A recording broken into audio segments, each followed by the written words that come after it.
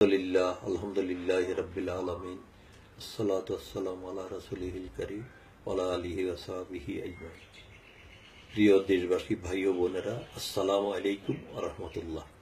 পবিত্র রমজান উপলক্ষে আমি আপনাদের খেদমতে হাজির হয়েছি। আল্লাহ তাআলা আমাকে দুইটা কথা আপনাদের খেদমতে পেশ করার সুযোগ দিন, আপনারাও শুনে তার আলোকে চলার সুযোগ দিক, এই দোয়া করেই আমার কথা শুরু করছি। প্রিয় ভাইরা আমার, পবিত্র রমজান আসার আগে হুজুর পাক সাল্লাল্লাহু আলাইহি ওয়াসাল্লাম তার আগের মাসে প্রস্তুতি শুরু করতেন।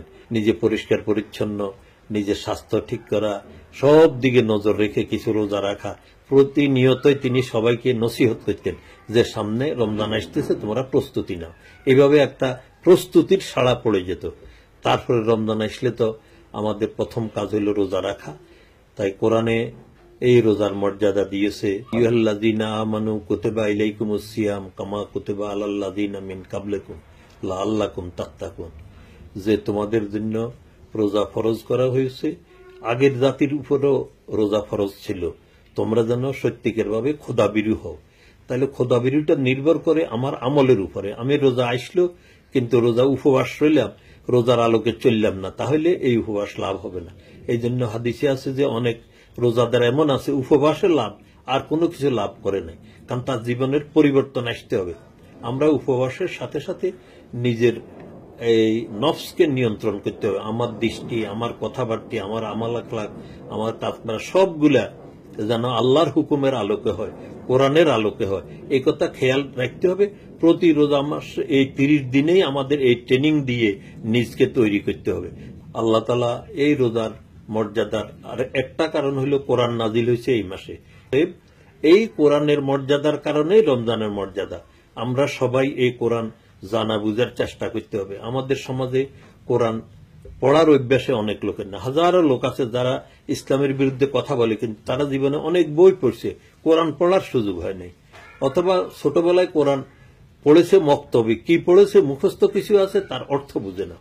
তা আমাদের সহি তেলাওয়াতের সাথে কোরআন পড়তে হবে। দ্বিতীয়, কোরআনের অর্থ বুঝার চেষ্টা করতে হবে মাতৃভাষায়, তবে না আমি সেভাবে আমল করতে পারবো। তো এই প্র্যাকটিসটা আমাদের অনেকেরই নাই। তারপরে আমরা অর্থ বুঝি কিন্তু সেই অনুযায়ী চলি না।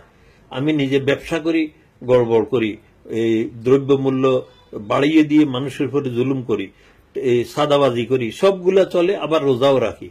তো একটার সাথে তো একটা মিলে না। এই রোজাদার হবে এরকম যে কিছু রোজাদার উপবাসে থাকবে কিন্তু আল্লাহর কাছে কিছু পাবে না, আমাদের অবস্থাও সেরকম হবে।